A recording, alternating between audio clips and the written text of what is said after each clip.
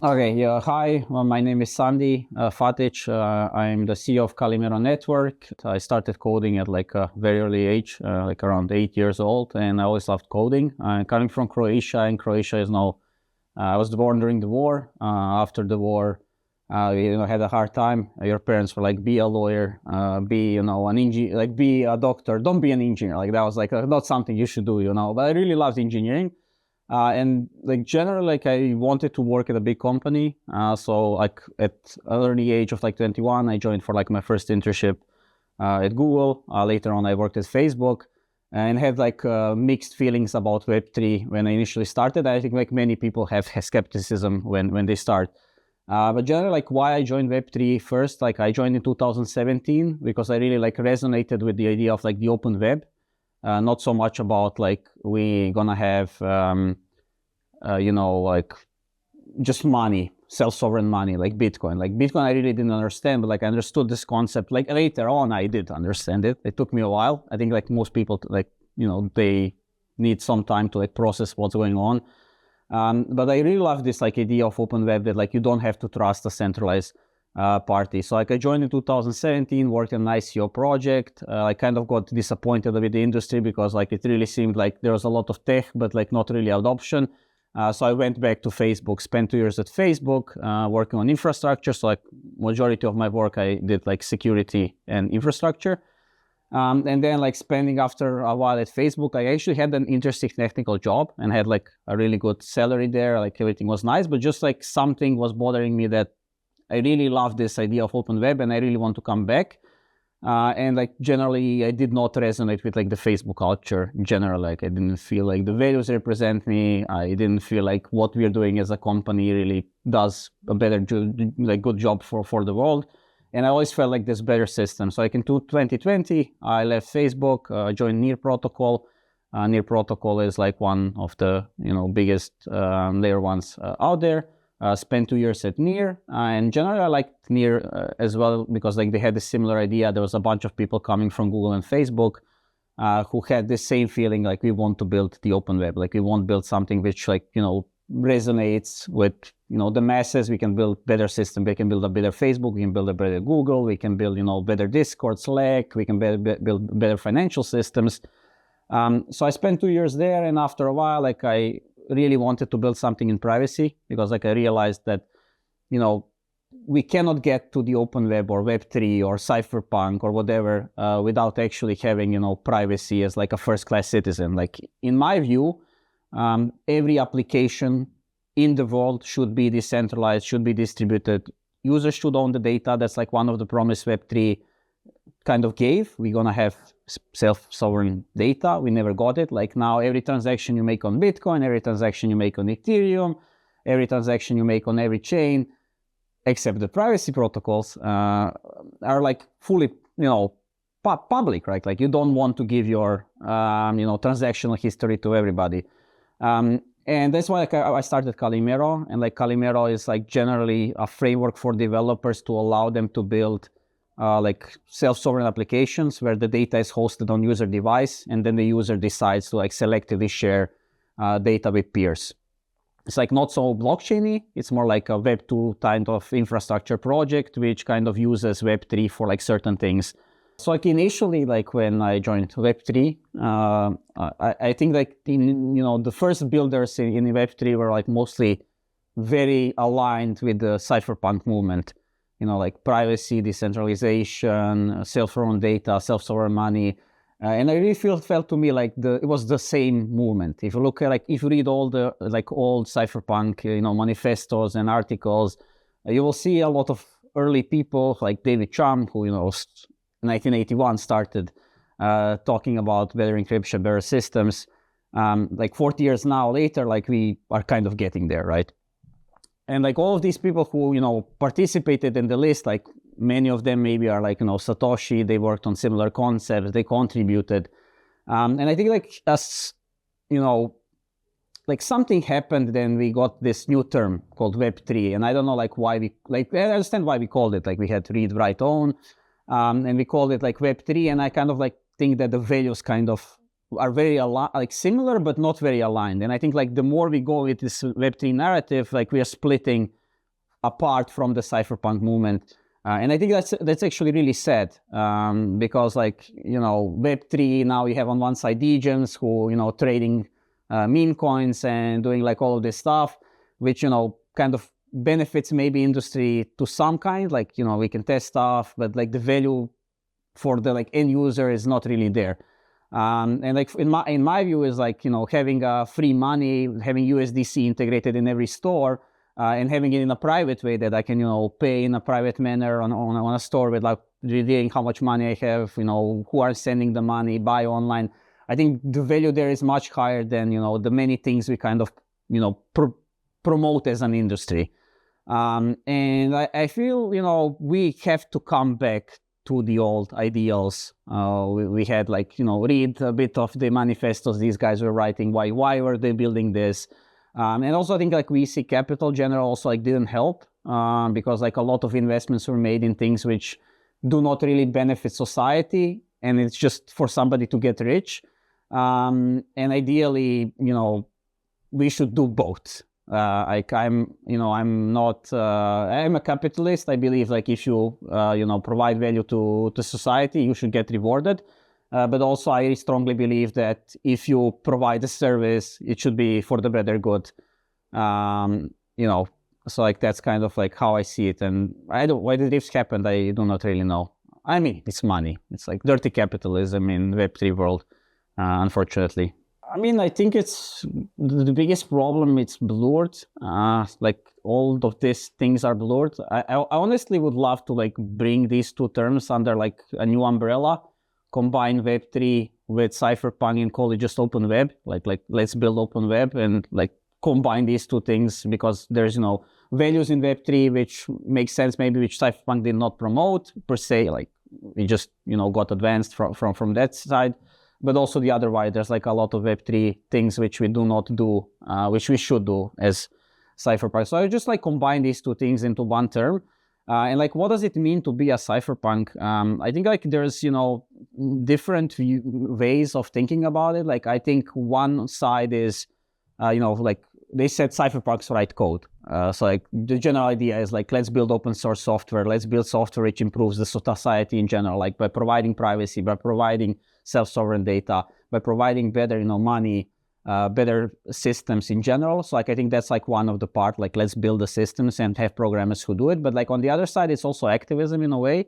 It's like, you know, you have some values and you have to promote, you have to evangelize that, you know, your friends start using, your family starts using. So for example, like my mother used to be on WhatsApp and I forced them like install Signal, right? Like it's a small step, but it's good for you, right? Like you maybe don't realize now, but you know, you go to your friends who are maybe also not in this, you know, general things, you educate them. So I think it's like an umbrella term for like an ideology. It's like similar to Web3. People ask me like, why did you like, you know, why do you join Web3? Like give me a rational. And you always try to give people rational, like this is why you should do it, blah, blah. But I think there's a religion. Like you have to believe it. Like you have to go into it deep, understand why, figure it out for yourself, and then like it just becomes a part of you. It becomes an ideology, it becomes a religion, and like you grow it in a way that, you know, more people start believing and more people start believing, and then we end up in a great society which like, you know, is good for everybody.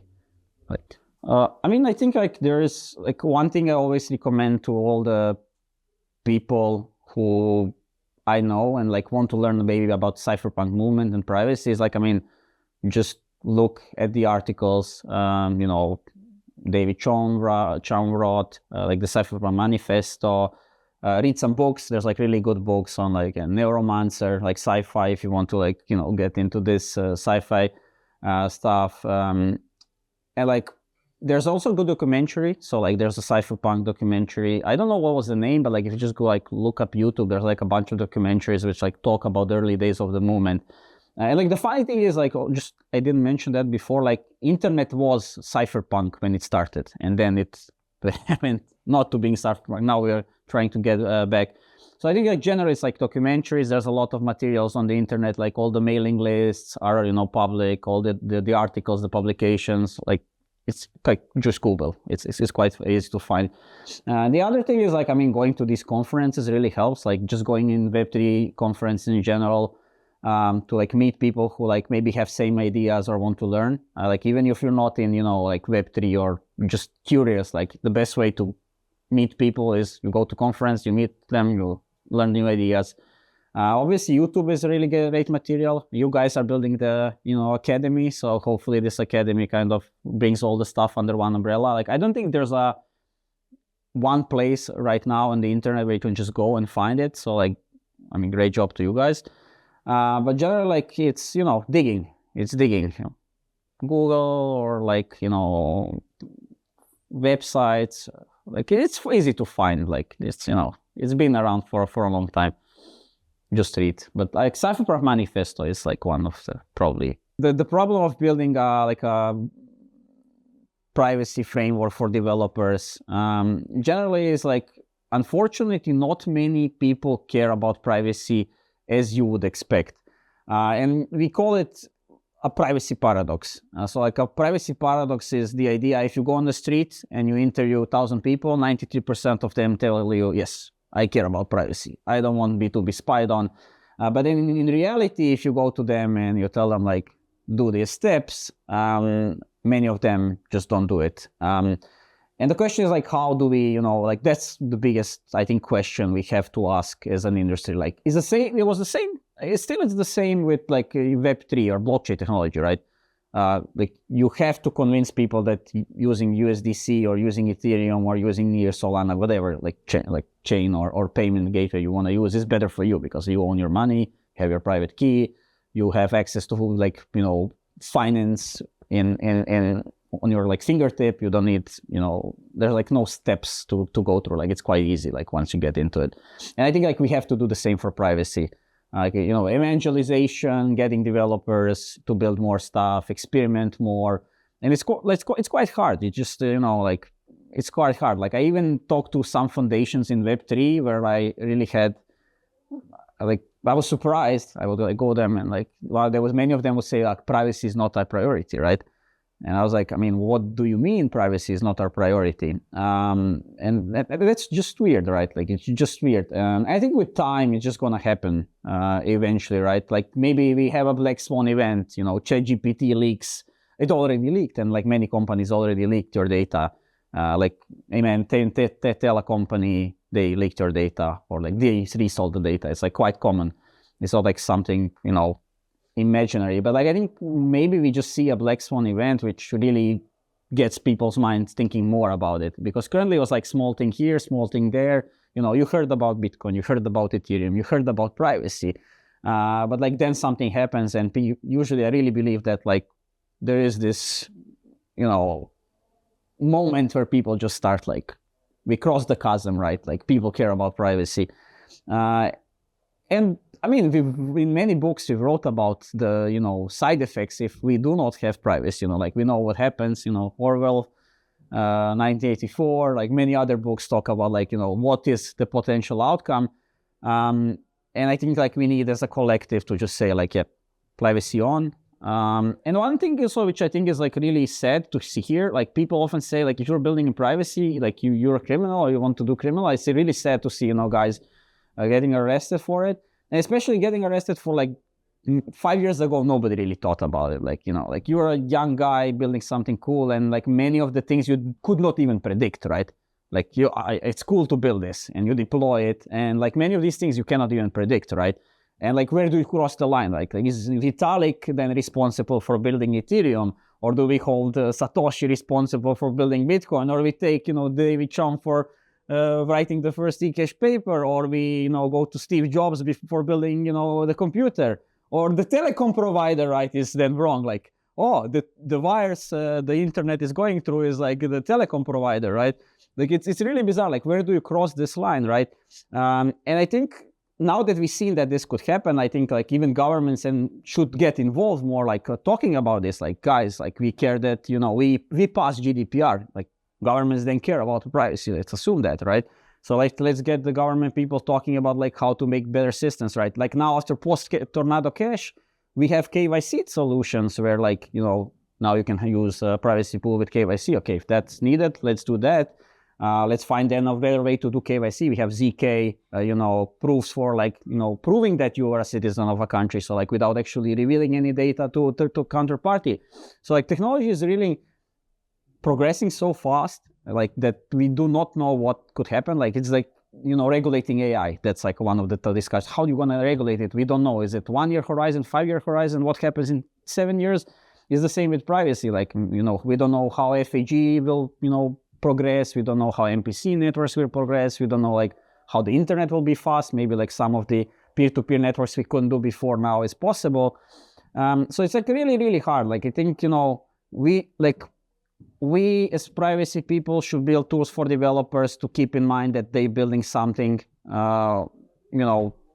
which should benefit the society, but also keep in mind, like, you don't intentionally build something bad. Like you should, like, you cannot prevent it, but like you should, do the best things you can. And it's the same on the government, right? Like they should just not imprison the people, but like actually look at the facts, right? Like, if you want to build, like, in our example, we're building peer-to-peer networks, and like I would love just people to like build social on top of Calimero, which is like, we have a community of 20 people. We want to have our own thing for, discussing things. Like, why not? Like just build whatever. Like private vaults, I would really love to see, like, private vaults which people build. Like we cannot build everything ourselves. We want to be the provider of like the technology itself. And like, who knows what people build? Like, I don't think even DeFi was, people thought that's gonna be so big. Like, it was very hard to predict. Like, in my view, I have been in Web3 and it's just hard. So I mean, like some practical tips for builders. I mean, obviously I said before, materials, find some materials on YouTube. There's a bunch of materials on the internet to find about privacy. Usually like the topics which I think in privacy right now are hot and, will grow are obvious, like, ZK proofs. Like if you want to try building something with different ZK proof protocols. I mean, play with MPC, right? So there's like many MPC networks, play with that. FAG, like is probably one of the things which are gonna, be another thing. Ts, like research Ts, like Ts are also like the easiest way probably to privacy right now. Like there is, trust assumptions on every single one of them. And last thing, like, which I always say is like, I mean, try to do the best, like, self-host your data. So like, that's kind of like what we are doing on our side, to really like build tools for like self-hosting data, and think like what would be the tools which could be easily replaced. Because like, now with AI, it's going to be really easy probably to build apps, to like play around with the different things. Self-host your data always. Self-host your AI if you use AI. But yeah, just like Google it. I don't know, like, yeah, hard like for like very specific things. I don't know like what to, like, it's very hard for me to like give like tips. I mean, just Google, research, go conference. It's like the same thing if you want to learn about web privacy, right? If you just want to learn, like, I mean, best places, like go internet forums, talk to people, watch a bunch of conferences. Like there's like a lot of materials on conferences. Like I watched your like Web3 privacy conference from Argentina, really good material. Like if you go to DEF CON, there's endless conferences there. And yeah, forums are good. Like there's a bunch of forums. And just start coding. Like that's, Cypherpunk's write code. If you're building, just write code. Maybe it doesn't make sense, maybe it does make sense. Just start building. Like that's maybe the best advice, and try to build something practical. If it doesn't work out, iterate, figure out, what went wrong. Like that's usually the best. Just do it, right? So the biggest challenge in privacy right now, usually like I when I think about it, I separate it into like two categories.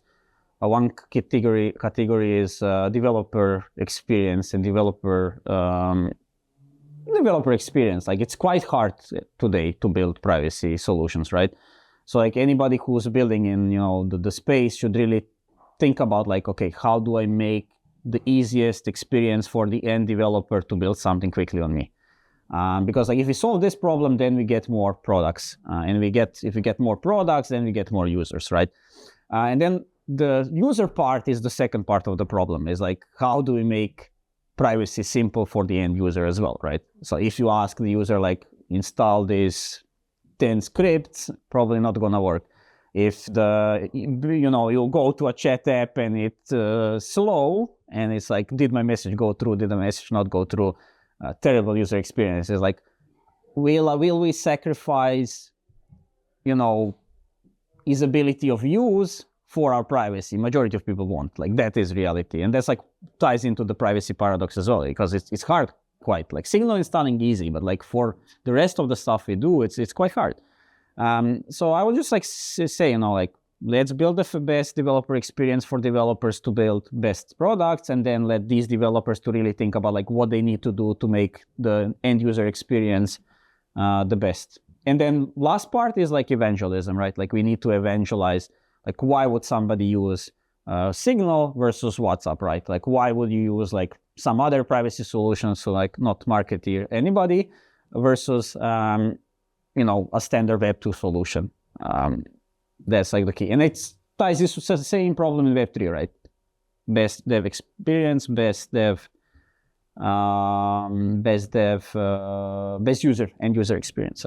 We have to work on it, and once we get there, I think it's going to be quite easier. When I said it's like privacy solutions, right? Like one side of the open web or Cypherpunk or like Web3, whatever we want to call it, is the money part, right? DeFi, transactions, whatever.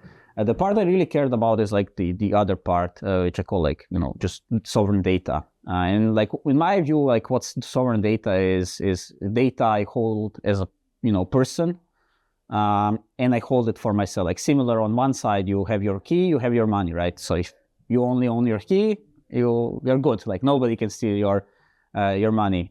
And I wanted to achieve like the same thing for the data. Like how do I achieve, how do we build a system where like I can be the owner of my data? Like I don't have to trust any company in the world that if I give them my data, they're not gonna sell it, or GDPR is gonna protect me, or like whatever third thing. I really wanted to like, just, use a calendar app where like my calendar will not leak, or use a social app where like my, likes or things are not going to be trained on AI, or like use a notes application, which, is not going to train, AI on top of my notes and then like leak it, or somebody like, steal the ideas I have, or like for financial stuff, even like, trust that somebody will do the best to, build a budgeting app, or like whatever, like from like simple things like this in life to, very complicated things like, chatting with my wife, or chatting with my family, or chatting with my friends. Like, I really believe that these things, like all of these data points are like my basic human rights, right? Like, why would I give it to somebody else? Like currently we gave it out of convenience, right? It was easier to use, so we just gave it out. It's a free service, we gave it out, right? And I wanted to build like a tool for developers to just build regular apps. Like you can still like do Calimero stuff on like you can build, finance stuff on Calimero, but like use a blockchain for the blockchain stuff, and then use the Calimero for like the rest of the data things. But also like just build, normal stuff. I really want to see the internet. There's a good quote. I think it's like David Sharma. I really like his quotes. It's like one third party to be trusted is like too much. Like I don't know exactly what's the quote, but like if you have to trust one third party, that's already too much. Like why cannot we just build an internet you don't have to trust anybody? Like if I trust you, I give you my data. If I don't trust you, I don't give you my data. And like build that for like everything, right? And that's like for like open web is for me. Like one side money, the other side is like I just want to use an Instagram replacement, which is data friendly, where I can have private groups with friends and it's good. Discord, right? Like Slack or Drive, whatever, right? Like I would just wanted even them to adopt.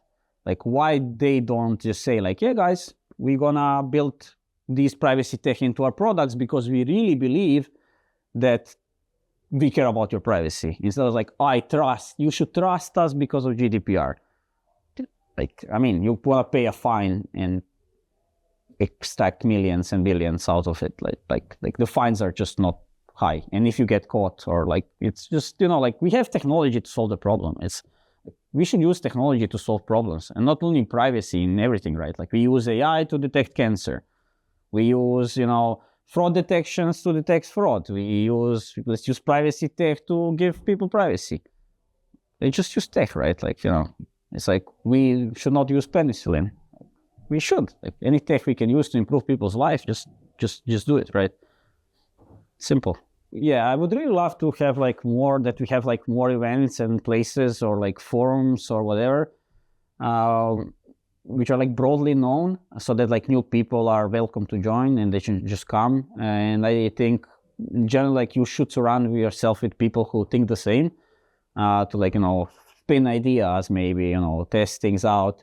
And like, you know, that's kind of like the general thing. Like, and if you're like new in building in privacy, I mean, you can reach out to me. I think we should also make a welcoming community that you could essentially reach out to anybody else building in privacy, and like maybe make just more events like this where people can talk and like discuss, you know, opinions, and like learn from each other. Like, obviously, you know, like, my kind of skill set is this, and I see evolved in a very limited way. And like, I always love hearing from other people who, you know, like, experience different things, and like they learned from different perspectives. So I really think like this kind of knowledge sharing for builders who are already trying to build something in privacy, but also for builders who are like, you know, just coming and trying to build something new, is really important. And yeah, I mean, if you really don't know where to start, I just like, I mean, find all the people who you think are building something cool, and just ping them all. One person will respond, introduce you to 3 others, and then you know, these 3 others introduce you to 3 others, and then you have a solid network to start off. And it's like, if nobody responds, then we're gonna have 1984, and we are a shitty community. And like, the future's not bright. If you ping 100 people, nobody responds, and then like, we're fucked. Sorry. Yeah.